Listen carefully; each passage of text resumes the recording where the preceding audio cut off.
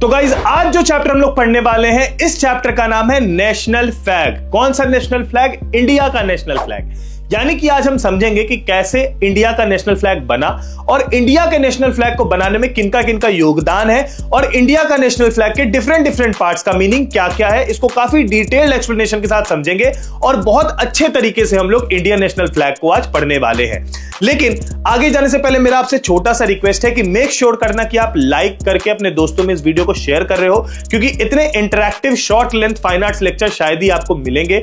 और smart panel पे भी मैंने पढ़ाया तो बहुत अच्छे तरीके से कोशिश किया है कि आपको हर चीजों को समझा पाऊं और आपकी प्रिपरेशन कम से कम समय में करवा पाऊं आपके फाइन आर्ट्स के लिए। आपसे एक छोटी सी रिक्वेस्ट रहेगी कि make sure to share. And आगे जाने से पहले बता दूं कि तुम्हारे फाइन आर्ट्स में 100 आउट ऑफ 100 लाने के लिए मैंने तुम्हारे लिए बनाया है बेस्ट नोट्स, यानी कि 50 पेजेस में मैंने तुम्हारी पूरी की पूरी एनसीईआरटी की बुक को रिप्लेस कर दिया है, जिसमें मैंने तुम्हारी पूरी थ्योरी, डेट्स, इवेंट्स, पेंटिंग्स, उसके आर्टिस्ट विथ इमेज और साथ ही में उसमें निमोनिक्स, जिससे कि तुम सारी चीजों को याद कर पाओ, प्रीवियस ईयर क्वेश्चन में आने वाले क्वेश्चंस और एग्जामिनेशन के लिए बहुत ही क्रेजी लेवल टिप्स, वो सब मैंने एक नोट्स में डाला है जो कि 50 पेजेस में तुम्हारे पूरे के पूरे फाइन आर्ट्स के सिलेबस को कंप्लीट करता है। और इसके साथ साथ मैंने तुम्हारे लिए 1 पेज नोट्स भी बनाया जिसमें एक पेज में तुम्हारा पूरा का पूरा फाइन आर्ट्स का चैप्टर आ जाता है, यानी 8 पेजेस में तुम्हारे फाइन आर्ट्स को खत्म कर दिया, जो कि तुम एग्जामिनेशन में यूज कर सकते हो। ये दोनों तुमको मिल जाएंगे मेरे फाइन आर्ट्स नोट्स में, जो कि तुमको मिल जाएगा cafepedia.in पे। मैं डिस्क्रिप्शन में लिंक डाल दूंगा एंड बहुत प्यार से तुम्हारे लिए बनाया है। And I can guarantee that these notes and this lecture will help you score 100 out of 100। So make sure to check it out. चलते हैं चैप्टर में, इंडियन नेशनल फ्लैग। तो यार तुमने बहुत ज्यादा अपनी हिस्ट्री में क्लास 10th में पढ़ा होगा कि जितने भी नेशनल फ्लैग है, जो भी हमारा नेशनल फ्लैग है, वो क्या सिंबलाइज करता है और उसको बनाने में किन किन लोगों का योगदान है, और उसी चीजों को हम लोग दोबारा पढ़ने वाले हैं, क्योंकि obviously national flag is also a form of art, right? वो आर्ट के थ्रू ही बनाया जाता है। तो नेशनल फ्लैग एक्चुअली में होता क्या है? किसी भी कंट्री का नेशनल फ्लैग उस कंट्री का रिप्रेजेंटेशन होता है, और हमारी इंडिया में जो हमारा नेशनल फ्लैग है ना, वो हमारा सुप्रीम सिंबल है अपने नेशन का, क्योंकि ये हमारी स्पिरिट ऑफ यूनिटी, साथ ही में अपनी सोवरेनिटी और फ्रीडम, तीनों चीज को दिखाता है हमारी कंट्री के लिए। नाउ ये एक फ्लैग नहीं है, ये एक पीस ऑफ क्लॉथ नहीं है, बल्कि एक विजुअल एक्सप्रेशन है नेशनल आइडियाज का। और जो इंडिया के सभी लोगों के अंदर जो नेशनलिटी और एक यूनिटी का फॉर्मेट होता है, वो ये झंडा शो करता है, ये फ्लैग शो करता है। ठीक है, ये जो फ्लैग है ये कलेक्टिविटी आइडेंटिटी है बिलियन ऑफ पीपल का, यानी हम सभी की आइडेंटिटी है। अगर हम कहीं भी दुनिया में चले जाएं और हमें बताना हो कि हम कौन है, तो जो सबसे पहली चीज हम बोलेंगे वो ये बोलेंगे कि वी आर इंडियन, राइट? और वो कैसे दिखाएंगे हम लोग? अपने फ्लैग के through, that this is our flag. और उसको आप देखते हो कि कितने भी कॉमनवेल्थ गेम्स, कोई भी ओलंपिक्स होता है, तो उसमें हमेशा फ्लैग लगता है यहां पे, right? Why? Because this flag is our representation that we are Indian. ठीक है, और तो और ये हमारे रीजनल डाइवर्सिटी को, हमारे कल्चर को और हर चीजों को दिखाता है, और ये इन सभी चीजों से आगे है। कोई भी इंसान, हिंदू हो, मुसलमान हो, सिख हो, क्रिश्चियन हो, सभी के लिए झंडा एक है अगर वो इंडियन है तो इसमें कहीं से भी ये नहीं दिखता कि कोई इंसान अलग है, बल्कि एक सेंस ऑफ यूनिटी बनाता है, जो कि हम होता है हमारा इंडियन नेशनल फ्लैग। इसको हम लोग नेशनल कंसिक्वेंसेस का सिंबल भी कहते हैं, कॉन्शियसनेस का। और साथ ही में ये फ्लैग जो होता है, ये पैट्रियोटिज्म को, यानी कि अपने देश के प्रति भक्ति को, नेशनलिज्म के आइडिया को बहुत ज्यादा हेल्प करता है। इनफैक्ट ये इंडिया की इंडिपेंडेंस में बहुत ज्यादा हेल्प करा है, लोगों को यूनाइट करने में बहुत ज्यादा हेल्प किया है, और हमारी मूवमेंट्स में बहुत ज्यादा हेल्प किया है। ठीक है, ये फ्लैग जो है, ये national ceremonies, government building, public spaces, हर जगह आपको देखने को मिल जाएगा, क्योंकि ये जो है ये हमारा फ्लैग है, ये हमें रिप्रेजेंट करता है। तो आप किसी भी ऑफिसेज में चले जाओ जो भी गवर्नमेंट होल्ड करती है, या किसी नॉर्मल ऑफिस में भी चले जाओ, आपको ये फ्लैग दिखता है। नाउ अगर हम लोग आ जाए अब इसकी हिस्ट्री पे, तो इसका हिस्टोरिकल बैकग्राउंड क्या है ये समझ लेते हैं। सबसे पहला इसका जो है भाई, इवोल्यूशन ड्यूरिंग फ्रीडम स्ट्रगल। जब इंडिया अपनी आजादी की लड़ाई चल रही थी तो नेशनल फ्लैग को बनाया गया था, ठीक है, फ्रीडम मूवमेंट के समय। अब इस समय वेरियस डिजाइन आए, बहुत सारे चेंजेस आए, और बहुत चेंजेस आते गए नेशनल फ्लैग में। तो लास्ट में जाके जो चेंज हुआ और लास्ट में जाके जो एक्सेप्ट किया गया फ्लैग, वही फ्लैग हम लोग आज भी यूज करते हैं। ठीक है, एडॉप्शन आफ्टर इंडिपेंडेंस, यानी कि जो प्रेजेंट डिजाइन आप देख रहे हो ना, ये ऑफिशियली 12 जुलाई 1947, 12 जुलाई, हम लोग 15 अगस्त 1947 को क्या हुए थे? आजाद हुए थे। और 22 जुलाई 1947 को हम लोगों ने इस फ्लैग को अपना लिया था, ये हमारा लास्ट फ्लैग बना। ठीक है, जस्ट इंडिपेंडेंस के पहले। और इसकी अप्रूवल किसने दी थी? कॉन्स्टिट्यूएंट असेंबली ने दी थी। और ये एक try colour Indian national flag है, तीनों कलर का अपना अपना मीनिंग हम लोग समझेंगे।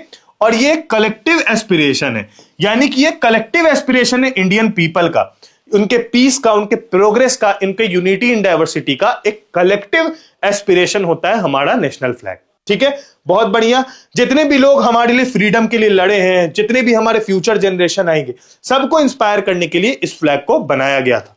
नाउ अब अगर हम लोग आगे आ जाए तो हम लोग इंडियन नेशनल फ्लैग का डिजाइन देख लेते हैं। ठीक है, मैं तुमको समझा देता हूं। सबसे पहला, ये हॉरिजॉन्टल ट्राई कलर्स होते हैं इसमें। कैसे?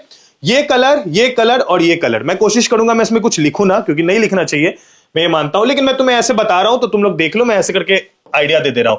तो ये 3 हॉरिजॉन्टल ट्राई कलर है जो एक के ऊपर एक है, और ये इक्वल विड्थ के होते हैं, बिल्कुल सेम इनका विड्थ होता है। यानी कि अगर हम लोग 6 सेंटीमीटर का है तो ये भी हमारा 6 सेंटीमीटर का ही होगा, और ये भी 6 सेंटीमीटर का ही होगा। ये इंश्योर किया जाता है, कहीं भी व्हाइट बड़ा या रेड बड़ा, सैफरॉन बड़ा या फिर ग्रीन बड़ा नहीं होता। ठीक है, और तो और ये इक्वल प्रोपोर्शन के होते हैं। इनका जो विड्थ होता है, लेंथ होता है, इज 2:3। हमेशा याद रखना, इनका जो विड्थ और लेंथ का रेशियो होता है वो 2:3 होता है। ये तुमको पता होना चाहिए अगर इंडियन नेशनल फ्लैग का एक क्वेश्चन आ जाए बड़ा वाला। ठीक है, और तो और ये सिंपल होता है लेकिन ये मीनिंगफुल है। हमारा जो फ्लैग है वो काफी सिंपल है लेकिन मीनिंगफुल है। आप बहुत सारे आपको फ्लैग दिखेंगे जो कि काफी कॉम्प्लेक्स भी होते हैं, मतलब उसमें बहुत सारे एलिमेंट्स होते हैं, लेकिन हमारा फ्लैग सिर्फ एक ट्राई कलर होता है जिसमें एक बीच में एलिमेंट होता है अशोक चक्र, और ये सब किस चीज को रिप्रेजेंट करते हैं वो हम लोग समझ लेते हैं। सबसे पहला जो सैफरॉन कलर है, जो सबसे ऊपर में होता है, ऑरेंज जिसको आप कहते हो, जिसको सैफरॉन कहा जाता है। ठीक है, भगवा कलर, वो कलर क्या दिखाता है? वो दिखाता है करेज एंड सेक्रीफाइस को। यानी कि जिन लोगों ने भी करेज दिखाया, जिन लोगों ने भी सेक्रीफाइस किया है इस नेशन के फ्रीडम के लिए और सिक्योरिटी के लिए, ये उनको डेडिकेटेड है ये सैफरॉन कलर। ठीक है, ये सेल्फलेसनेस को दिखाता है, क्योंकि जो सैफरॉन होता है ना, वो क्वालिटी ऑफ सेल्फलेसनेस को दिखाता है। ये सिटीजन को ये बताता है कि अपने पर्सनल गेन के ऊपर भी तुम्हारी कंट्री आती है, जो तुम्हारा पर्सनल गेन है उसके ऊपर तुम्हारी कंट्री आती है, इस चीज को ये दिखाता है। तो सेल्फलेसनेस को दिखाता है। साथ ही में ये रेननकिएशन फॉर नेशनल गुड को भी दिखाता है, यानी कि ये जो है इंस्पायर करता है हमारे मटेरियल डिजायर को, यानी कि necessary for the great welfare of the country, reflecting the spirit and dedication of the commitment of the national progress. National progress को भी दिखाने के लिए यही कलर यूज होता है। तो 3 कलर, इसमें 3 चीजों के लिए इसको यूज किया जाता है, करेज एंड सैक्रिफाइस, सेल्फलेसनेस और रिननकिएशन फॉर नेशनल गुड्स। याद रहेगा, बहुत बढ़िया। नाउ अगर आगे आए तो आपको बता दूं, अगला कलर है हमारा व्हाइट कलर। व्हाइट कलर क्या दिखाता है? ऑब्वियस है, पीस दिखाता है। तो it is a symbol of peace. ये पीस दिखाता है कि हम लोग बहुत ही मेंटेन करते हैं पीसफुल रिलेशन को अपने नेशन के through, with in the nation, and harmony को। साथ ही में ये ट्रूथ एंड ऑनेस्टी को भी दिखाता है कि कैसे इंपॉर्टेंस है हमारा ट्रूथफुलनेस का अपने पूरे एस्पेक्ट ऑफ लाइफ में, कैसे ये इंकरेज करता है सिटीजन को कि आप ऑनेस्टी रखो और इन सभी चीजों को मेंटेन करो और वैल्यू बनाओ एक सोसाइटी के अंदर। साथ ही में ये एक बैलेंस दिखाता है, ये एक परफेक्ट बैलेंस होता है सैफरॉन और ग्रीन के बीच में, क्योंकि ये ऑब्वियसली हार्मनी और स्ट्रेंथ और प्रोस्पेरिटी, करेज और ग्रोथ, इन सभी के बीच का एक बैलेंस बनाता है ये व्हाइट कलर, जो कि सैफरॉन और ग्रीन कलर जो भी चीजें दिखाती है उनके बीच का ये बैलेंस है कि ठीक है, हमें अपने नेशन के लिए ग्रो भी करना है। ग्रीन का भी क्या मीनिंग है वो हम समझेंगे, और जो व्हाइट है ना, वो इन दोनों के बीच का बैलेंस है, that we have to maintain the peace, at the same time we have to be truth and honest and this maintain a balance. ठीक है, अगली चीज आ जाती है green colour. Green colour faith and fertility को दिखाता है। ग्रीन फर्टिलिटी यानी कि पूरी की पूरी समझ लो वेजिटेशन, प्लांटेशन, फॉरेस्ट, सबको कैसे, टोपोग्राफी अगर किसी ने पढ़ी होगी मैप वर्क में, सीबीएसई में तो नहीं पढ़ाते, शायद पढ़ाते ही होंगे, तो टोपोग्राफी में जो ग्रीन कलर होता है वो किसको दिखाता है? ऑब्वियसली फॉरेस्ट वगैरह को दिखाता है। तो बिल्कुल जो ग्रीन कलर है हमारा फेथ एंड फर्टिलिटी को, यानी कि जो हमारा फेथ है, हमारा जो वैल्यूज है, और साथ ही में जो हमारे फर्टिलिटी है लैंड का, जो हमारा एग्रीकल्चर एबंडेंस है, उसको इसमें पूरी तरीके से ग्रीन में दिखाया जाता है।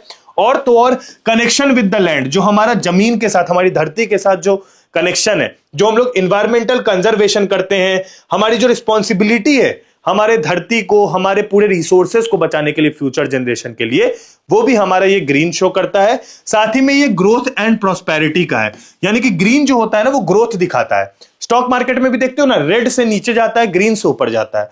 तो ग्रीन क्या दिखाता है भैया? ग्रोथ दिखाता है और प्रोस्पेरिटी दिखाता है in Indian culture, economy and society, in all dimension. Her dimension में ग्रोथ और प्रोस्पेरिटी को दिखाता है।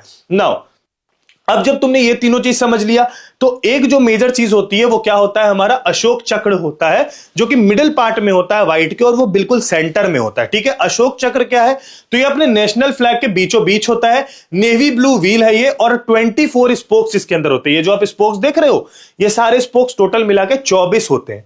ठीक है, और ये क्या सिंबल करते हैं, ये सिंबल करते हैं lion capital of Ashoka at Sarnath. ये आप सारनाथ लायन जानते हो, ये सारनाथ लायन के जो ऊपर है ये यही वाला अशोका चक्र है जो हमारे नेशनल फ्लैग में होता है। ठीक है, and it is the one of the most important archaeological treasure of ancient India. Archaeological treasure में one of the most important ये था जो निकल के आया था, जिस वजह से इसको हम लोगों ने हमारे फ्लैग में वहां पर लगाया है। ये जो चक्रा है ये अडॉप्ट किया गया था धर्म चक्रा से, जो कि अशोकन के पिलर, यानी कि जो अशोका राजा थे उनके पिलर पे होता है। अशोका राजा थे वो पाटलिपुत्र के थे, पाटलिपुत्र जो कि मगध डायनेस्टी थी, जो बिहार में है अभी, पटना जिसको कहते हैं, वही पाटलिपुत्र के राजा थे अशोका, और अशोका का ये चक्र है। समझ गए, बहुत बढ़िया। Now it represent the eternal wheel of law. ठीक है, the navy blue colour of the chakra stand out distinctly against the white background. White background के ऊपर जो हमारा नेवी ब्लू कलर का चक्र है ये बहुत अलग से दिखता है, ये बहुत ही बोल्ड दिखता है, और इसको कोई भी दूर से भी देख सकता है, right. And eight the same time ये फोकल पॉइंट होता है फ्लैग के डिजाइन में। हमारा पूरा जो फ्लैग है उसका जो फोकल पॉइंट है वो कौन सा है, अशोक चक्र है। जो सेंटर, कोई भी पेंटिंग कोई भी फिगर देखते थे तो वहां पर जो फोकल पॉइंट होता था, उस पर्सपेक्टिव से हम इसको पढ़ रहे हैं, राइट। बहुत बढ़िया। तो अशोका थे ना जिन्होंने 3rd सेंचुरी बीसी में राज किया है, जिन्होंने फिर बुद्धिज्म ले लिया, फिर उन्होंने क्या किया, नॉन वायलेंस को अपना लिया था। आपको अगर ना पता हो तो जो पूरा ये डायनेस्टी था अशोका का, ठीक है, अगर आप उसके ऊपर भी चल जाओ, चंद्रगुप्त मौर्य के पास भी चले जाओ, तो आपको मैं एक आइडिया दे देता हूं कि इन्होंने पूरी धरती पे राज किया है। मतलब समझ जाओ कि इन्होंने बहुत बड़ी टेरिटरी पे राज किया है। फिर अशोका ने बुद्धिज्म अपना लिया था, जिस वजह से उन्होंने नॉन वायलेंस का रास्ता चुन लिया था, जिसके बाद से ये डायनेस्टी एक तरीके से खत्म हो गई। ठीक है, तो ये जो है ये नॉन वायलेंस को भी शो करता है, और ये जो चक्रा है वो इनके पिलर से लिया गया है, जो कि एक नोबल वैल्यू को दिखाता है, मॉडर्न नेशनल सिंबल को दिखाता है, और इंडिया के ग्लोरियस पास्ट को भी दिखाता है। जो इंडिया इतना स्ट्रांग हुआ करता था उस समय पे, उसको भी ये चक्रा दिखाता है वहां पे। ठीक है, अब अगर मैं बात करूं अशोक चक्र के सिंबॉलिक मीनिंग के बारे में, तो ये जान लो, सबसे पहला ये कंटिन्यूअस मूवमेंट को दिखाता है, क्योंकि एक व्हील है, राइट। तो व्हील क्या करता है कि ये कंटिन्यूअस मूवमेंट को दिखाता है in forward direction.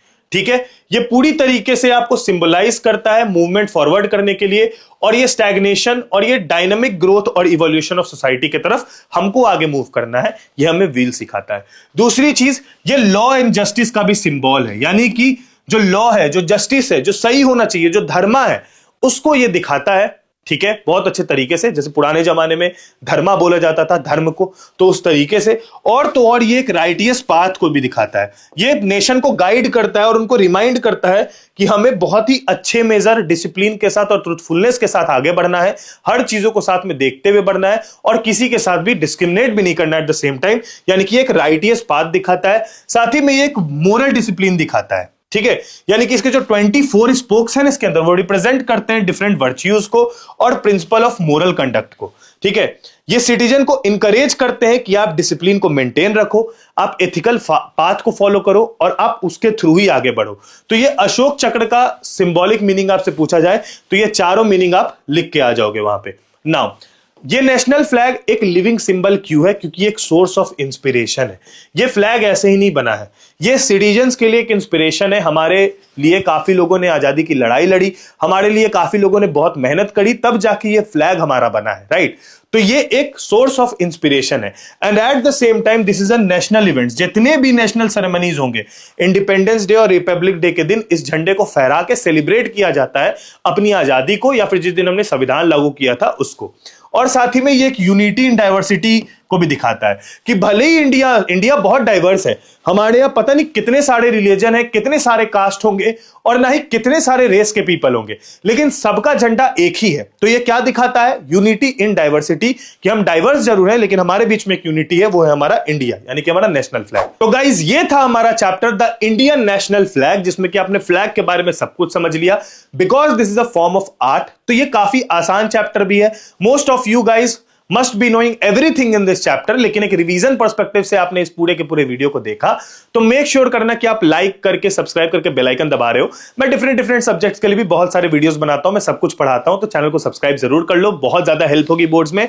And make sure to subscribe the channel. 3 बार बोल दिया क्या, सॉरी भाई माफ करना, पूरे दिन से पढ़ा रहा हूं इसलिए याद नहीं रह गया। लेकिन मैं तुम्हें बता दूं यार कि तुम्हारे लिए मैंने बेस्ट नोट्स बनाए जो कि तुम जाके cafeteria.in से ग्रैब कर सकते हो। तो मेक श्योर करना कि तुम सारे नोट्स वहां जाके ग्रैब करो अपने फाइन आर्ट्स में 100 आउट ऑफ 100 स्कोर करने के लिए। बहुत ही प्यार से बनाया तुम्हारे लिए, तो मेक श्योर करना उसको ग्रैब कर लेना। तब तक के लिए अपना ख्याल रखना, मिलते हैं अगले चैप्टर में। Bye bye, take care, peace, जय हिंद, वंदे मातरम।